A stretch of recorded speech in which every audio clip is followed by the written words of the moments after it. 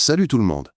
Je m'appelle David, j'ai 34 ans, et l'histoire que je vais vous raconter s'est passée il y a quelques mois, ici, à Strasbourg. Pour ceux qui connaissent, j'habite dans un de ces quartiers pavillonnaires, assez tranquille. Un peu en périphérie. Le genre d'endroit où les gens achètent une maison pour avoir un petit jardin, un peu de calme, et la paix. C'est exactement ce que je cherchais. Point. Il y a 3 ans, j'ai acheté cette maison. C'était un grand pas pour moi. Je suis graphiste freelance, donc je bosse de chez moi. Mon bureau, c'est une pièce à l'étage avec une vue sur mon jardin. Ma vie est plutôt simple.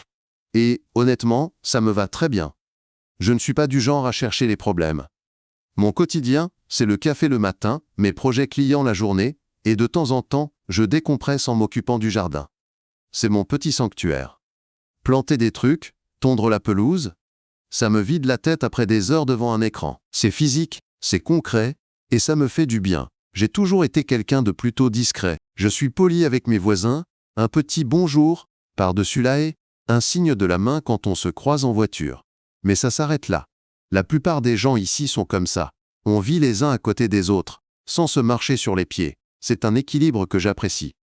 Et pendant presque 3 ans, tout s'est passé exactement comme ça. Paisiblement, la maison juste en face de la mienne est occupée par un couple. Je dirais qu'ils approchent de la quarantaine. Appelons-les Sophie et Marc. Au début, c'était juste des visages familiers. Sophie, comme moi, travaille à domicile. Elle est souvent dehors, à arroser ses plantes, à désherber ses parterres. Elle est plutôt souriante, du genre à engager facilement la conversation.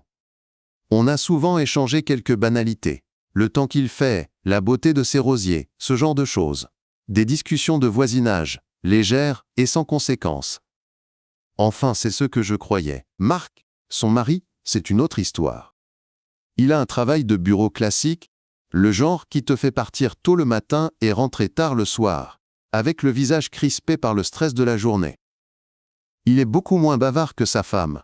Quand je le croisais, j'avais droit à un hochement de tête sec, un sourire qui n'atteignait jamais ses yeux. Le type un peu rigide, qui passe son dimanche matin à lustrer sa voiture comme si sa vie en dépendait. Je ne m'en formalisais pas. Chacun son caractère. Après tout, mon habitude, quand il fait vraiment chaud en été, et à Strasbourg, croyez-moi, ça peut taper fort, c'est de tondre ma pelouse torse nu. Je mets un vieux short, des chaussures de sécurité, et c'est parti. Pour moi, c'est juste logique. Pourquoi s'encombrer d'un t-shirt trempé de sueur? D'ailleurs, je n'étais pas le seul dans le quartier. C'est une pratique assez courante chez les hommes dès que le thermomètre grimpe. Personne n'a jamais rien trouvé à y redire. Jamais. Jusqu'à ce fameux jour. C'était une fin d'après-midi, en pleine semaine. Il avait fait une chaleur étouffante. J'avais une petite baisse de productivité, alors je me suis dit « Allez David, c'est le moment de tondre ». Je me suis donc mis en tenue de combat, mon short de sport habituel, et rien d'autre. J'ai sorti la tondeuse et j'ai commencé mon petit rituel. Le bruit du moteur, l'odeur de l'herbe coupée, c'est presque thérapeutique pour moi. J'étais en train de finir, juste le petit carré devant la maison, quand Sophie est sortie pour arroser ses fleurs. Elle m'a vu, m'a souri, et a traversé la petite rue pour venir papoter. On a parlé de tout et de rien pendant 5 ou 10 minutes. Elle me disait que mon jardin était magnifique, je la remerciais, je lui disais que ses géraniums étaient spectaculaires cette année. Bref, une conversation d'une banalité absolue. J'étais en sueur, elle tenait son arrosoir, le soleil tapait encore un peu. Une scène de quartier, on ne peut plus normal. Et c'est là que Marc est arrivé. Sa berline grise, impeccable comme toujours, s'est garée dans son allée. Il est sorti de la voiture, a claqué la portière un peu plus fort que nécessaire, et nous a vus en train de discuter. L'ambiance a changé instantanément. Le sourire de Sophie s'est un peu figé. Marc s'est approché, m'a jeté un regard que je n'ai pas su déchiffrer sur le moment, un mélange de mépris et autre chose, et a dit un bonsoir glacial. J'ai répondu poliment. « Salut Marc, la journée a été bonne ?» Il a juste grogné un oui monosyllabique. La conversation s'est éteinte d'elle-même. C'était devenu gênant.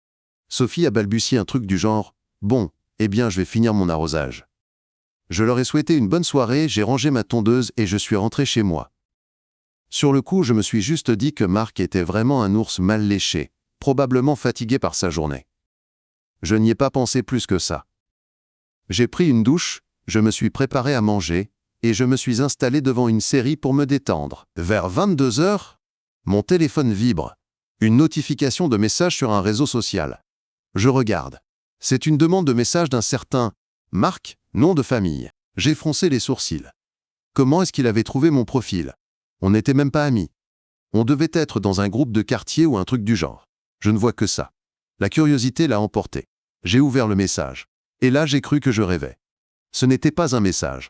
C'était une diatribe. Une longue tirade haineuse et complètement délirante. Ça commençait par « Je ne sais pas à quoi tu joues, mais ça va s'arrêter tout de suite ». Il continuait en disant que je n'avais aucune décence, que je me pavanais dans mon jardin pour attirer l'attention. Il a écrit, et je cite, « Ma femme travaille à la maison. Elle n'a pas besoin de voir des types à moitié nus faire leur spectacle toute la journée. » Le mot spectacle m'a fait tiquer. Un spectacle? Jetons ma pelouse, mec. C'est à peu près aussi excitant que de regarder de la peinture sécher. Mais le meilleur, la cerise sur le gâteau de l'absurdité, c'était la suite. Il m'a accusé d'être un briseur de ménage. Oui, vous avez bien entendu. 1. Briseur. Némélia. Ménage. Parce que je tombe ma pelouse torse nu.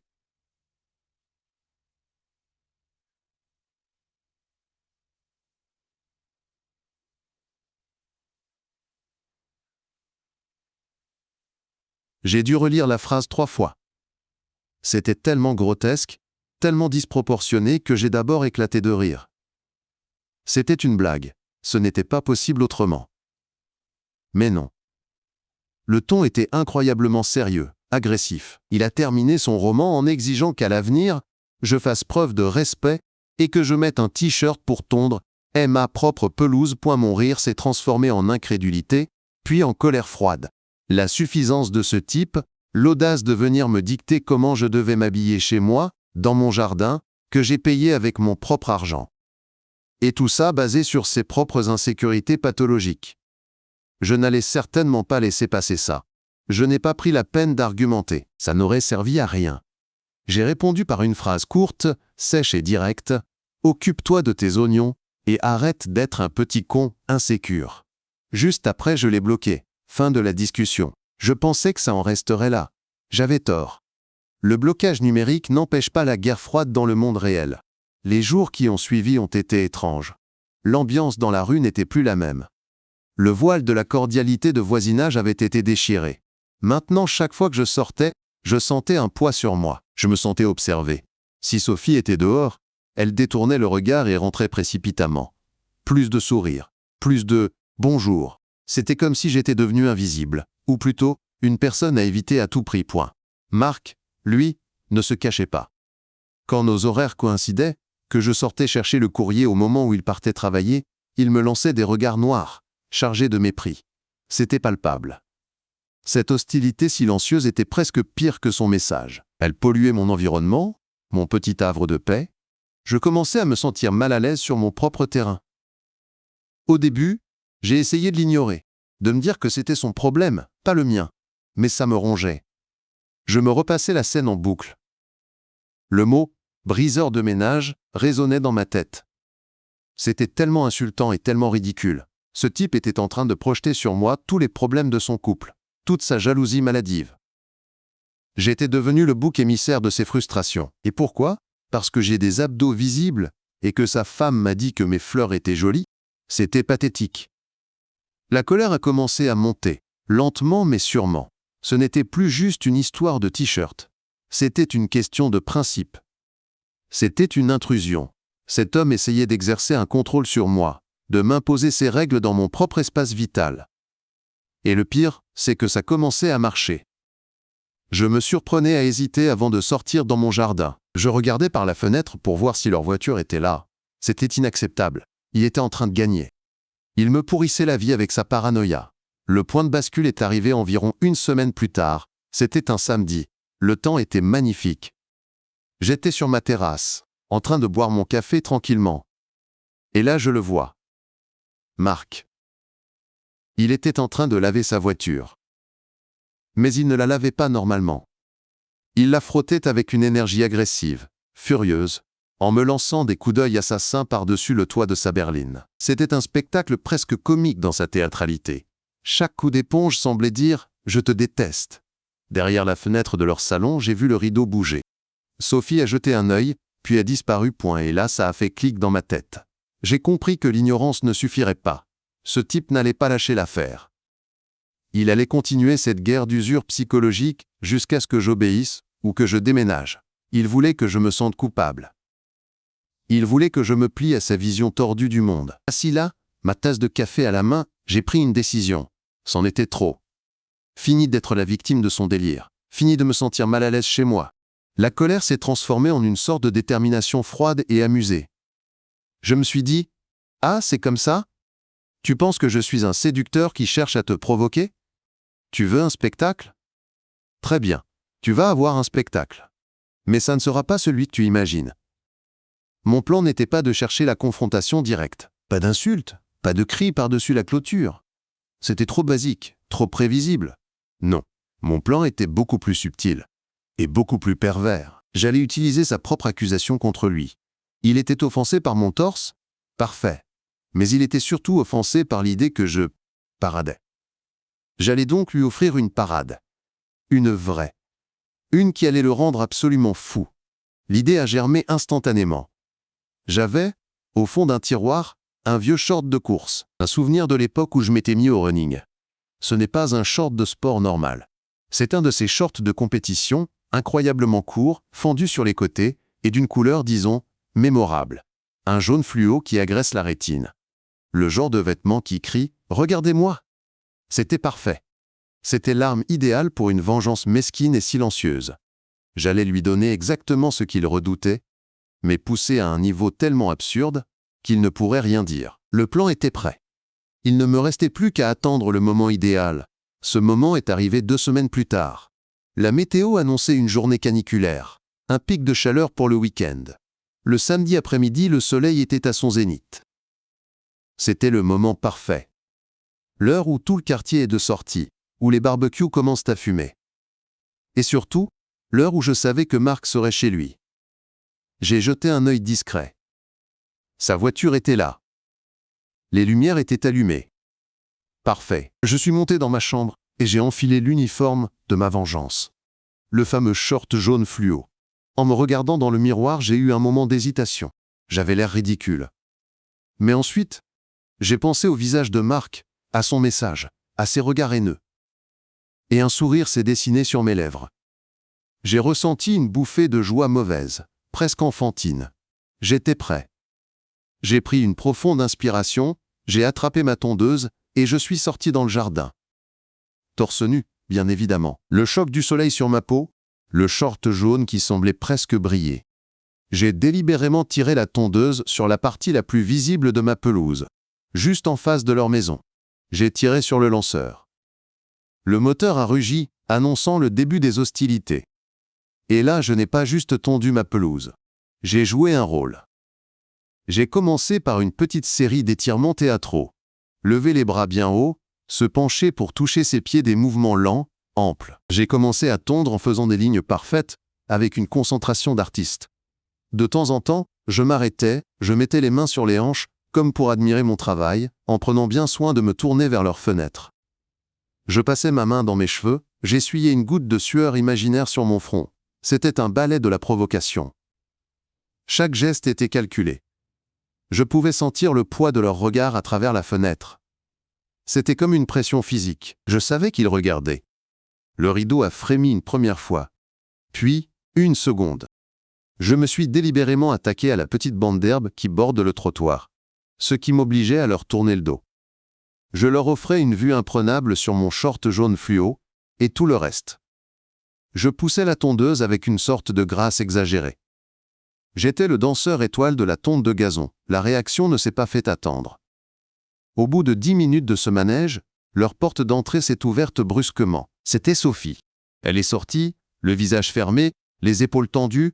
Elle a fait semblant d'aller vérifier la boîte aux lettres, qui était évidemment vide. Elle a marché vite, sans un regard pour moi. Elle a ouvert la boîte, l'a refermée et est rentrée presque en courant, claquant la porte derrière elle. J'ai dû me mordre la lèvre pour ne pas éclater de rire. c'était encore mieux que ce que j'avais imaginé. J'ai continué mon œuvre, savourant chaque seconde. J'ai fini la dernière bande de pelouse. J'ai coupé le moteur. Le silence qui a suivi était assourdissant. Je suis resté là, immobile au milieu de mon jardin, les mains sur les hanches, le souffle un peu court à cause de l'effort et du rire que je contenais. Puis, très lentement, j'ai tourné la tête vers leur salon. Le rideau bougeait encore. Je savais qu'il était là, en train de bouillir derrière sa fenêtre. Je l'ai regardé droit dans les yeux, ou du moins là où je savais qu'il se trouvait, et je lui ai fait un clin d'œil lent et appuyé. Puis, avec le calme d'un homme qui vient d'accomplir sa mission, j'ai roulé ma tondeuse jusqu'au garage. Ce qui s'est passé après a été la confirmation de ma victoire. Le lendemain, dimanche, le jour sacré du lavage de voitures de marque, la voiture est restée sale. C'était un signe. Dans les semaines qui ont suivi, la maison d'en face est devenue une forteresse fantôme. Les rideaux restaient souvent tirés. Plus de jardinage pour Sophie quand j'étais dehors. Plus de regards noirs de la part de Marc. C'était le silence radio. Ils m'évitaient comme la peste. Quand je sortais, s'ils étaient dehors, ils rentraient. S'ils arrivaient en voiture et que j'étais là, ils attendaient que je sois rentré pour sortir. La guerre froide était terminée. J'avais gagné par forfait. Est-ce que je me suis senti mal? Pas une seule seconde. C'était mesquin? Absolument. C'était immature? Sans aucun doute. Mais c'était délicieusement satisfaisant. Je n'avais pas répondu à la haine par la haine. J'avais répondu à l'absurdité par l'absurdité. J'avais repris le contrôle de ma tranquillité, de mon propre espace. Je n'ai rien perdu dans cette histoire, à part une relation de voisinage qui de toute façon était basée sur une illusion. Et j'ai gagné ma paix. C'est le plus important. Si je devais le refaire, je le referais sans hésiter. Peut-être avec un short d'une autre couleur. Juste pour varier les plaisirs. La morale de cette histoire, s'il y en a une, c'est qu'il ne faut jamais laisser les insécurités des autres empiéter sur votre propre vie. Parfois, la meilleure défense n'est pas l'attaque, mais la dérision. Marc n'était pas en colère contre moi, l'homme qui tondait sa pelouse. Il était en colère contre le personnage qu'il avait créé dans sa tête. Un rival, un provocateur. Tout ce que j'ai fait, c'est donner à ce personnage un costume, à la hauteur de son imagination. Et apparemment, un simple short jaune a suffi à faire s'effondrer tout son petit théâtre. Si mon histoire vous a plu, likez la vidéo et abonnez-vous pour écouter d'autres histoires comme la mienne.